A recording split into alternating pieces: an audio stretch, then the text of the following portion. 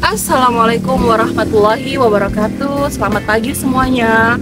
Perkenalkan, saya Ika Yunia Fauzia, pengajar di Sarjana S1 Ekonomi Syariah Universitas Hayam Wuruk Perbanas Surabaya. Pada kesempatan kali ini, video ini ya saya buat untuk menemani nih adik-adik ya yang lagi belajar tentang manajemen zakat, infak, sedekah, dan wakaf di mata kuliah manajemen ZISWAF, disingkatnya gitu ya, ZISWAF, zakat, infak, sedekah, dan wakaf. Dan di pertemuan ke-6 ini, pada kesempatan kali ini kita akan bahas tentang fintech, financial technology, atau kalau dalam bahasa Indonesia disebut techfin, teknologi finansial. Tapi fintech sama techfinnya ini khusus untuk bahasan tentang zakat dan wakaf, dan juga crowdfunding yang berhubungan dengan zakat dan wakaf. Jadi kali ini kita akan belajar bareng ya adik-adik tercinta, mahasiswa-mahasiswi yang akan menjadi pahlawan Indonesia. Kita akan belajar tentang fintech dan juga crowdfunding di area zakat dan juga wakaf. Oke, simak baik-baik ya.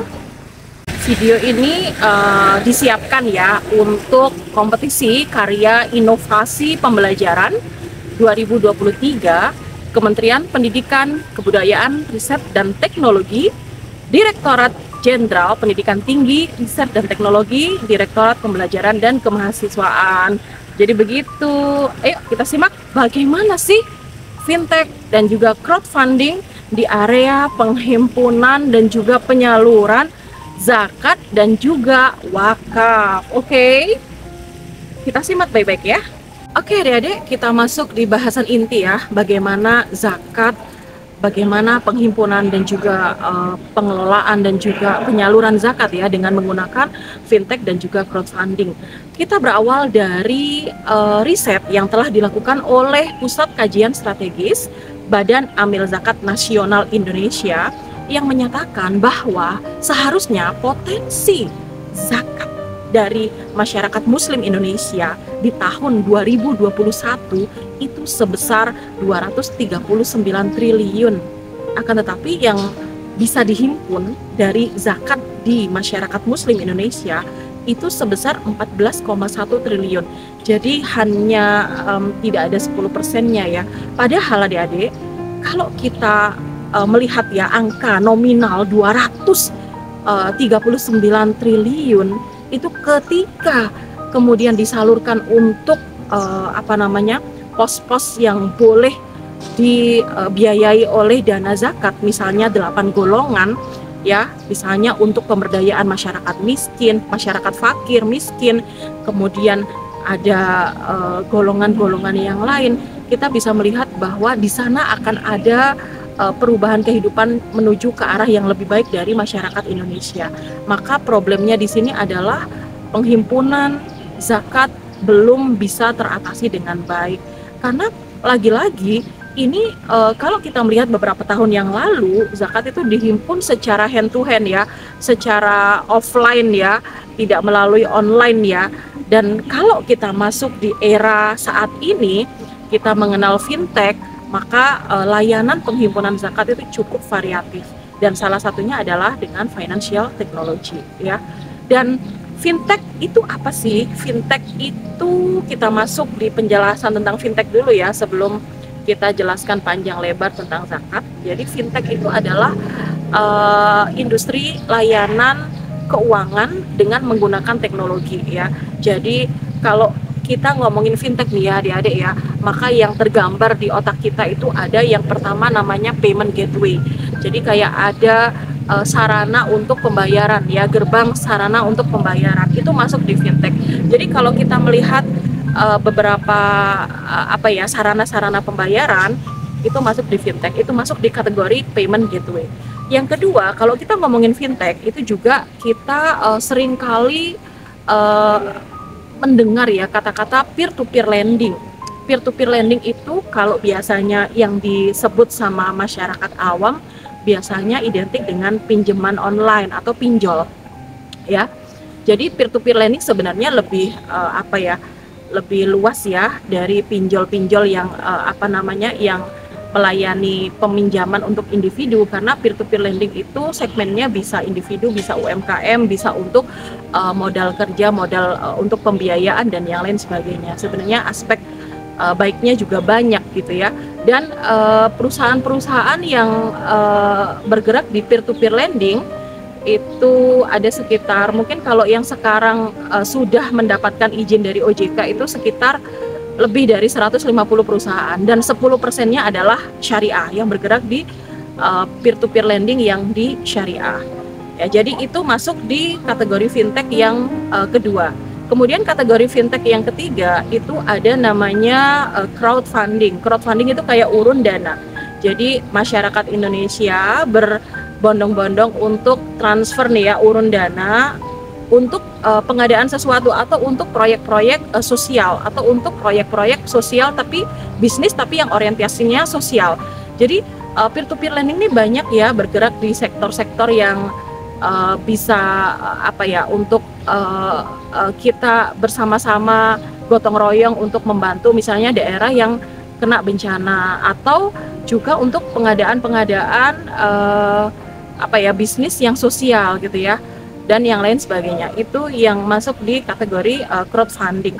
Jadi kali ini kita akan fokus pada bahasan tentang fintech dan juga crowdfunding yang ada di area zakat dan juga wakaf. Oke? Kali ini kita akan masuk ke pembahasan selanjutnya, yaitu tentang zakat dan wakaf yang ngelink ke fintech dan juga crowdfunding. Jadi zakat itu apa sih? Pasti adik-adik mahasiswa semuanya udah pada paham ya. Kalau zakat itu adalah secara bahasa mensucikan ya, membersihkan gitu ya. Kalau secara terminologi itu adalah harta yang dikeluarkan yang sudah mencapai nisab ya, jumlah kadarnya, kemudian haul selama 1 tahun dan milik penuh yang dikeluarkan di waktu tertentu untuk 8 golongan. Khusus untuk 8 golongan, tidak boleh dikurangi, tidak boleh dilebihin ya. Dan 8 golongan tersebut kan ada fakir, ada miskin, kemudian ada ghorim, ada mu'allaf, ada amil, ada fisabilillah, ada ibnu sabil, ada rikob gitu ya. Nanti keterangannya lihat di gambar ya. Terus kemudian kalau wakaf itu apa? Wakaf itu secara bahasa itu menahan. Jadi kalau saya mewakafkan uang saya, maka uang saya tersebut itu harus tidak boleh berkurang. Kalau ini konteksnya wakaf uang ya, tidak boleh berkurang. Dan sebisa mungkin nadir tuh yang pengelola wakaf itu mengelola harta yang saya wakafkan untuk mendapatkan income. Namanya rihul wakaf. Rih itu kayak angin ya, anginnya wakaf. Jadi ketika saya mewakafkan uang 1 juta, maka uangnya itu tidak boleh dikurangi untuk apapun, tapi uangnya itu harus mendapatkan income malahan ya, gitu. Dan wakaf itu yang populer di kalangan penduduk Indonesia Raya tercinta adalah hanya berputar-putar di wakaf masjid, wakaf madrasah, wakaf pondok pesantren, wakaf kuburan gitu ya. Padahal kalau kita lihat praktek wakaf di negara-negara lain internasional kelasnya, maka wakaf itu sangat banyak varian-variannya. Misalnya wakaf kalau di Kuwait kita lihat bahwa flat ya, kayak apartemen-apartemen itu adalah aset wakaf yang disewakan, dan pemasukan dari penyewaan apartemen itu bisa untuk mengcover kebutuhan para duafa, para fakir miskin, dan juga untuk operasional masjid misalnya. Di beberapa negara-negara Arab bahkan ada kementerian khusus yang concern untuk mengurus masalah wakaf. Jadi sebenarnya wakaf itu kalau kata menurut kalimatnya Profesor Nuh, Ketua Badan Wakaf Indonesia (BWI), beliau seringkali menyatakan bahwa wakaf adalah membeli masa depan dengan harga masa kini gitu. Jadi Prof Nuh seringkali menyatakan bahwa wakaf adalah membeli masa depan dengan harga masa kini. Jadi kalau di beberapa negara-negara yang lain, misalnya kalau kita melihat di Singapura itu pengelolaan wakaf sudah sangat sudah sangat apa ya, sudah sangat profesional sekali bentuknya perusahaan, dan di sana banyak kondominium, banyak juga apa namanya kayak apa ya, ruko-ruko gitu ya, yang itu adalah aset wakaf dan itu disewakan, dan itu juga direnovasi dengan sangat baik sehingga nilai sewanya, nilai valuasinya jadi sangat tinggi sekali. Jadi itu yang berhubungan dengan zakat dan wakaf. Maka kali ini kita mengkaitkan bagaimana sih praktek zakat dan juga wakaf yang ini disinkronkan dengan apa namanya, fintech dan juga crowdfunding. Oke. Jadi adik-adik ya, Forbes pada akhir tahun 2015 itu merilis bahwa akan banyak sekali industri fintech yang kemudian menjamur ya. Dan di tahun 2016 sampai dengan 2020, Badan Amil Zakat Nasional itu merilis juga strategi untuk penghimpunan zakat dengan menggandeng mitra-mitra. Mitranya apa? Mitranya itu ya tidak hanya industri fintech tapi juga e-commerce. Jadi banyak sekali e-commerce yang bisa untuk melayani pembayaran zakat, karena memang Basnas membuat aturannya dan boleh gitu ya. Dan kemudian di tahun 2020, 2021, 2022 sampai kemudian muncul ya, Basnas memberikan penghargaan untuk mitra terbaik dalam pengumpulan zakat, yaitu dari industri fintech ya. Yang dapat itu ada dari OVO, pernah dapat ya penghargaan dari Basnas, kalau nggak salah sih tahun 2020 ya. Kemudian Link aja juga pernah dapat, kemudian GoPay juga pernah dapat. Jadi memang Basnas benar-benar memberikan regulasi untuk bagaimana caranya ya optimalisasi penghimpunan zakat dari masyarakat Indonesia. Sedangkan kalau misalnya wakaf ya, wakaf itu kan juga banyak sih yang juga ada melalui fintech ya, tapi tidak semasif zakat ya, tidak sebanyak zakat. Kalau wakaf itu banyak melalui crowdfunding, melalui urun dana. Jadi misalnya sebuah lembaga wakaf swasta gitu ya, dia ada website dan kemudian ingin membuka misalnya wakaf masjid, wakaf sumur di daerah tertinggal dan yang lain sebagainya, itu berarti masuk di kategori wakaf melalui uang. Tapi kalau misalnya lembaga-lembaga ataupun kayak apa namanya, lembaga sosial Islam ya, yang membuka crowdfunding dan itu bentuknya uang, memang yang untuk apa namanya, untuk dikelola secara apa ya, dikelola, diinvestasikan, maka itu masuk di kategori wakaf uang.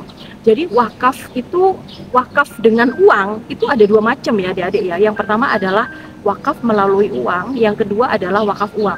Jadi kalau wakaf melalui uang itu misalnya gini nih, saya mau bangun masjid, kemudian saya apa ya, men-share pengumuman ke publik bahwa nih saya mau bangun masjid, siapa yang mau berwakaf.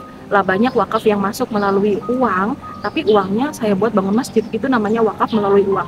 Tapi kalau wakaf uang itu memang benar-benar yang diwakafkan adalah uang, dan uang tersebut diinvestasikan, kemudian akan ada income ya, akan ada apa, pendapatan dari investasi tersebut, dan itu yang digunakan itu pendapatannya. Jadi, contohnya adalah cash wakaf link sukuk ya. Jadi misalnya saya nasabah yang mewakafkan uang 1 juta wakaf melalui CWLS, cash wakaf link sukuk, ke bank syariah ya. Banyak bank syariah yang menerima apa namanya, yang membuka layanan cash wakaf link sukuk ya. Jadi saya mewakafkan 1 juta dalam tempo misalnya 2 tahun gitu ya, untuk kemudian bank syariah kelola uang tersebut. Lah pendapatan dari duit 1 juta tersebut bisa untuk disalurkan untuk apa namanya, untuk mitra dari bank syariah tersebut ya, misalnya untuk duafa dan yang lain sebagainya, tergantung mitranya ya, tergantung lembaga amil zakatnya, dan kemudian uang 1 juta tersebut bisa kembali ke nasabah ya, seperti itu. Jadi memang ada apa ya, seperti itu ya. Oh ya, tadi yang 8 golongan yang penerima zakat itu satu lagi kan Yang salah satu dari 8 golongan itu kan ada namanya Rikop. Rikop itu Buddha. Kalau zaman sekarang kan Buddha ya memang udah nggak ada ya, dan itu bisa di delete karena nggak ada gitu kan. Jadi bisa dialokasikan ke yang 7 yang lain. Jadi penghimpunan zakat dan wakaf dengan melalui media financial technology dan juga crowdfunding itu secara signifikan ya meningkatkan pendapatan dari bukan pendapatan sih ya, pemasukan dari zakat dan juga wakaf di seluruh Indonesia. Yang menjadi PR saat ini adalah bagaimana akuntabilitas dari setelah terkumpulnya dana zakat, dana wakaf dari masing-masing lembaga pengelola ya. Kan lembaga pengelola kalau di Indonesia kan ada yang dari Badan Amil Zakat Nasional, dan Badan Amil Zakat Nasional tuh di setiap daerah itu ada ya. Kalau ini yang berhubungan dengan zakat, di setiap daerah itu ada. Jadi kayak ada Basnas Surabaya, Basnas Sidoarjo, Basnas Nganjuk, Basnas Tuban, dan yang lain sebagainya. Terus kalau yang di lembaga-lembaga kecil-kecil itu pengumpul zakat juga ada namanya UPZ, Unit Pengumpul Zakat, dan itu dibantu juga dengan yang di media online-nya, yang di digitalisasi pengumpulan zakat dengan menggandeng mitra-mitra yang di area fintech dan crowdfunding seperti kita jelaskan tadi. Dan kalau yang di wakaf ya, wakaf itu juga banyak dikelola oleh para nadir-nadir ya, dan ini juga bisa dengan media fintech dan juga crowdfunding juga, sehingga dana yang terkumpul juga maksimal. Yang menjadi PR kita sekarang adalah bagaimana pengelolaan dana zakat dan wakaf agar bisa sangat tepat sasaran dan bersifat memberdayakan dan bersifat menyudahi kemiskinan, mengentaskan keterbelakangan, dan bisa menaikkan martabat negara kita ya, martabat rakyat Indonesia. Karena sejatinya dengan pengelolaan yang sangat bagus di area zakat, kalau zakat kan memang khusus ya, segmennya rata-rata mayoritas untuk konsumsi ya. Kalau wakaf bisa untuk pembangunan ekonomi ya, bisa untuk pemberdayaan ekonomi ya. Dan bagaimana agar dua hal ini, zakat dan wakaf, itu berjalan beriringan. Dan dari sisi aspek fintech, penghimpunan dana zakat dan wakaf melalui fintech dan crowdfunding bisa sangat maksimal, dan juga diikuti dengan pengelolaan yang sangat baik, dan diikuti juga dengan inovasi-inovasi program-program untuk pemberdayaan masyarakat sehingga masyarakat kita bisa terberdayakan. Oke, dan terima kasih ya untuk adik-adik program studi ekonomi syariah S1 ekonomi syariah dari Universitas Hayam Wuruk Perbanas Surabaya yang sudah berdiskusi ya proyek dunia akhiratnya. Bisa disimak di gambar berikut ini.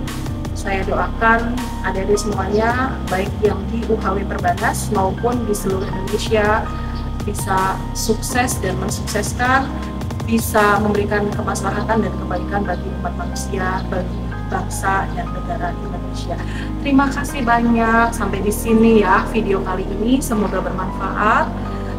Terima kasih. Selamat siang. Wassalamualaikum warahmatullahi wabarakatuh.